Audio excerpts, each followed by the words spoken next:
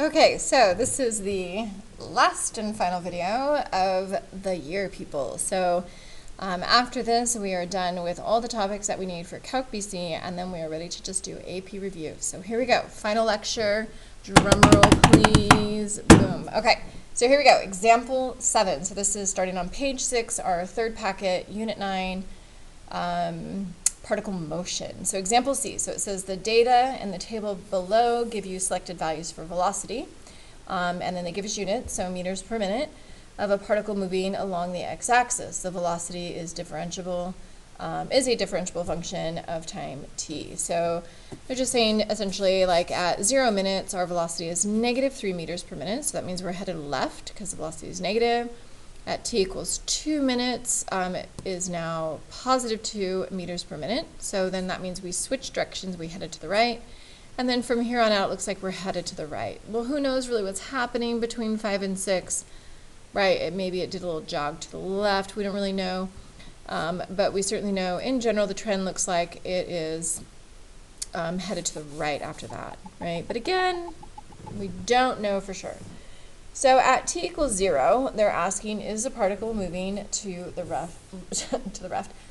or to the left? And then we have to explain our answer. So at t equals 0, so that would be right here, our velocity is negative. So if our velocity is negative, then we are headed to the left, right? That is our definition. So we would say that at t equals 0, the particle is moving left.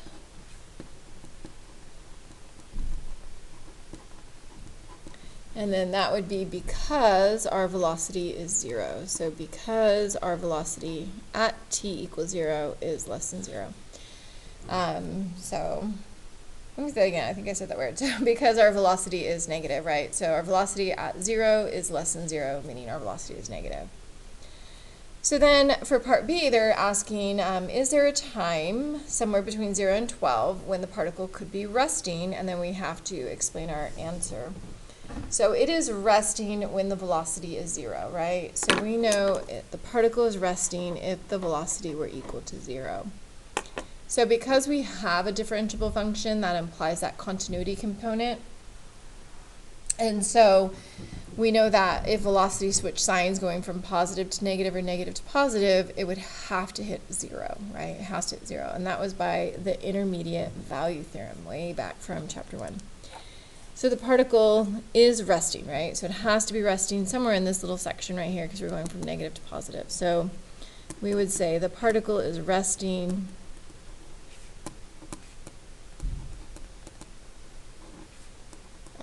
somewhere between the time t equals 0 to the time t equals 2 minutes. And we know that, right? So we know that, and that is by the intermediate value theorem, right?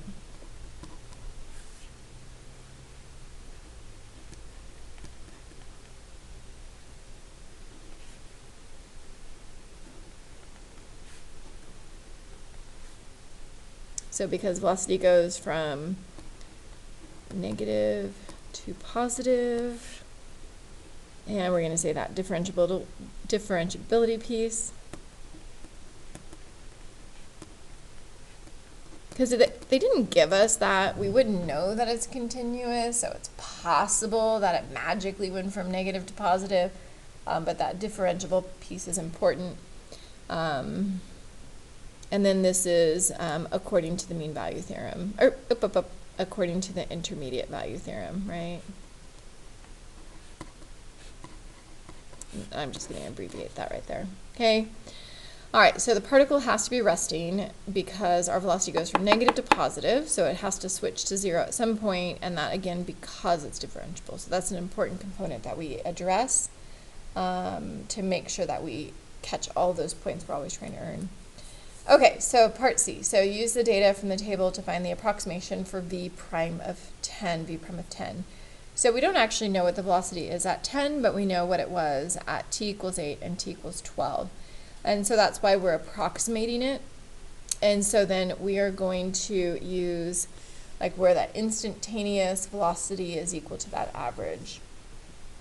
So or v prime, so I guess that would be acceleration, right? So v prime would be acceleration. There we go. All right. So we would have v prime of 10, so acceleration approximated at 10 would be approximated by doing the change in velocity over the change in time, right? So that would be our average acceleration approximating our instantaneous acceleration.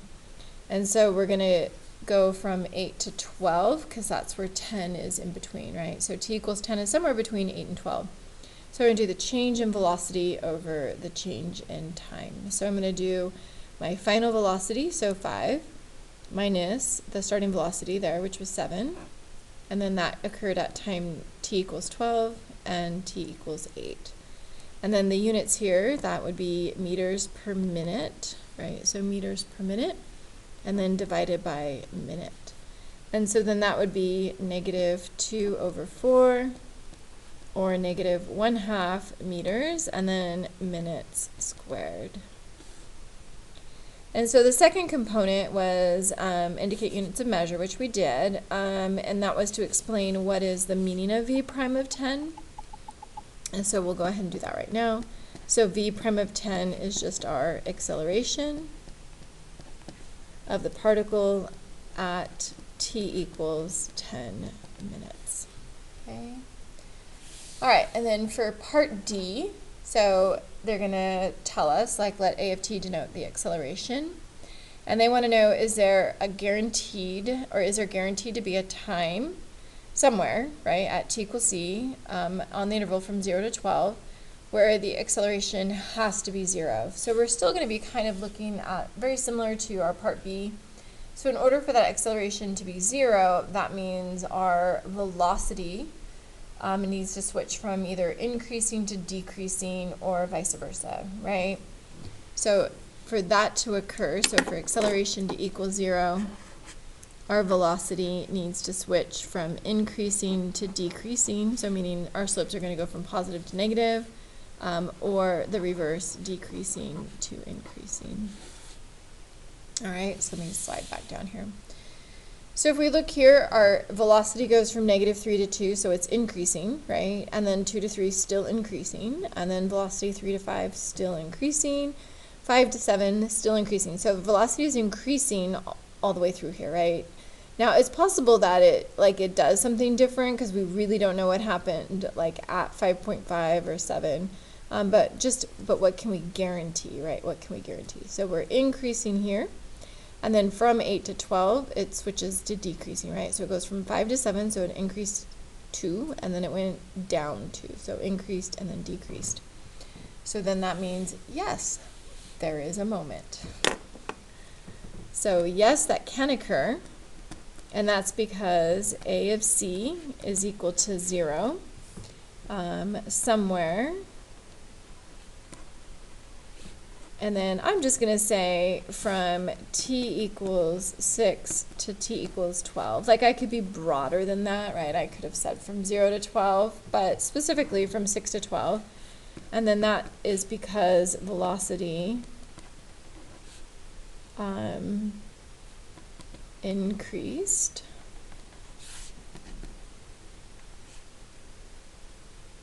from 5 to 7.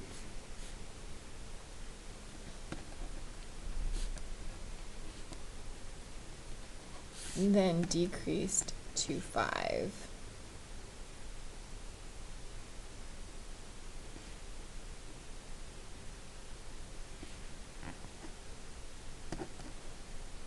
So therefore, the prime of t, which is our slope, right, must be 0. Because v of t is differentiable. Okay. All right, so I probably could have said that a little bit cleaner. Super distracted, sorry, by my emails popping up here. Sorry, so let me read what I just wrote. So yes, because acceleration is equal to 0, somewhere from t equals 6 to t equals 12. And that's because velocity increased, so at t equals 6, to t equals 8 from 5 to 7. I should have clarified that a little bit better. and then decreased at t equals 12 to 5, and so therefore v prime of t, which is acceleration, must be 0 because v of t is differentiable. Okay, all right, there you go. All right, sorry about that. Okay, so last page here, last page. So this one is specific to kind of that parametric, and this is just kind of clean up some of the ideas from that very first video that we looked at in this series of videos. So this is just kind of, you know, specific to parametric pieces here. So just some reminders. So if we have parametric form, that means we have two different functions. So we have a horizontal and a vertical function that we're working with at the same time, right? So we will be given two functions. That's how we know we're working with parametric.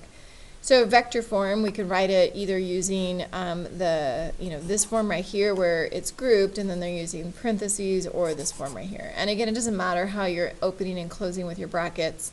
Both are understood. So I would just mimic or follow whatever is specific to that particular problem. So if this is a notation they use, you complete it with that notation. And then similarly here.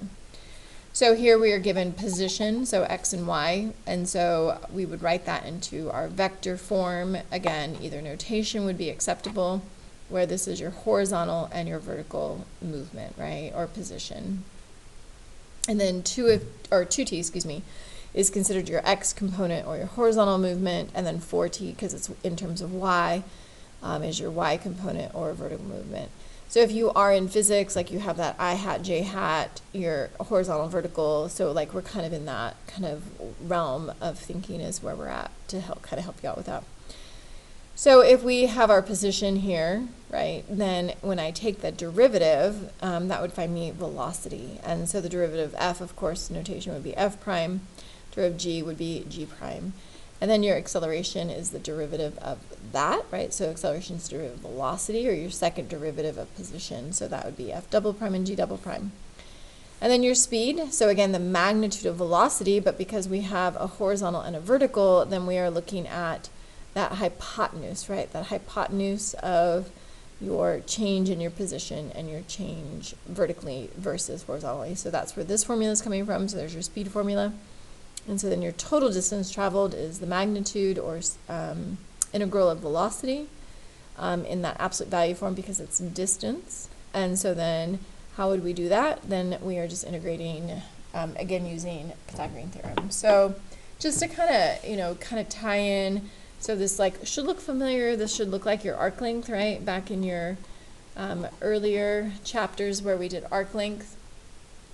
And so that is just, again, why is that Pythagorean theorem? Because you're just finding the distance between 2 points very close to each other, and you're summing them up, right? So it's also arc length, just to kind of remember that piece as well, which would give you your distance, of course, traveled.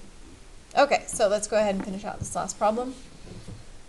So they are giving you position, right? So I have position vector, and so here it started out with the parentheses notation, so that's what we're going to carry with. So when I take a look at this right here, so this is my horizontal position, so that's x of t, and then that's your vertical, your y of t. So there's your position vector. So if we want velocity vector, then we are just looking to take the derivative, right? So I just want to take the derivative of both of these components separate from each other, and that will give me velocity vector. So I'm going to use parentheses here because that's what it started with. So natural log, so the derivative of natural log is a fraction.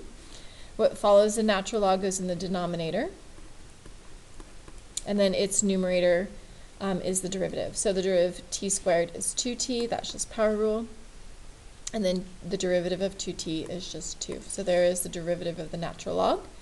And then my y, so just power rule here, so the derivative of 2t squared is just 4t. So there is my velocity vector. And again, I'm using parentheses because this problem, that's the notation they used, okay? All right, so now what is the velocity vector at t equals 2? So they just want me to take the value of t and replace them all with 2. So then I'm just going to do that right here.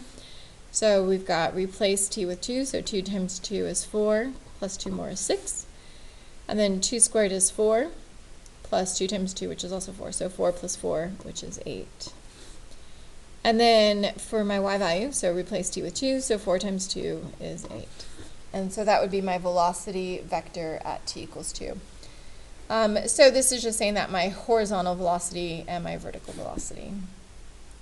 And then for part C, they want the acceleration vector. So they want the acceleration vector itself. So that means I have to take the derivative of velocity. So this is a really good review for us from chapter 2. So this would be quotient rule, right? So I have to do quotient rule here. So low d high, so low, so my denominator. And then d high, so the numerator, so derivative 2t plus 2 is 2. So low d high minus high. And then d low, so the derivative, the denominator, so that would be 2t, so just power rule, and then plus 2. All over the square of what's below. So that's my horizontal. And then now, so horizontal acceleration. So now I have to take the derivative of 4t, so that one's nice and easy. So the derivative of 4t is just 4. So that would be my acceleration vector. And then for part D, so finding the speed. So for speed, just a reminder, this is the formula we want to use, right? So always keep that in mind. When you're finding your speed from parametric, it is the Pythagorean theorem, right? That's what we're looking for. Distance traveled, Pythagorean theorem. The only difference is we're integrating, and this one we're just evaluating. Okay, so we want the speed at t equals 2. So here's my velocity vector. So then all I have to do is I take for speed the square root of this value here, squared, so the change in x squared plus the change in y squared, right? So velocity is just a derivative rate of change. So this is our dx dt squared plus dy dt squared. So I can leave it like that. I can convert it to a decimal. The less you have to do numerically, the better, right? So I would just leave it like that unless it was multiple choice and you had to come up with the actual value. All right, and then for part E, so we want to find the total distance traveled from t equals 2 to t equals 4. So then that is going to be the integral from 2 to 4. And then this is that arc length formula we just talked about. And then of dx dt squared, so I'm looking up here at part A. Let's scoot that down just a tiny bit. So this right here, so that would be 2t plus 2 divided by t squared plus 2t. So there's my delta x squared, and then plus my delta y squared.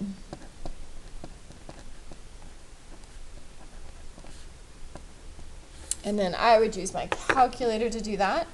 So when we are working with that calculator, so we go to math number 9, and then we're going from 2 to 4,